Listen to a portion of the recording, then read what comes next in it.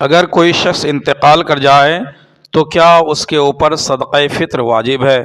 تو ناظرین کرام، اس کو جاننے کے لیے یہ جاننا پڑے گا کہ صدقہ فطر جو ہے یہ شخص پر واجب ہے، مال پر نہیں۔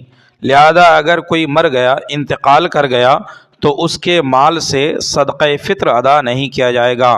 ہاں، اگر اس کے ورثہ بطور احسان اس کا صدقہ فطر ادا کر دے تو یہ ہو سکتا ہے، مگر اس کے ورثہ پر یہ کوئی زبردستی نہیں ہے۔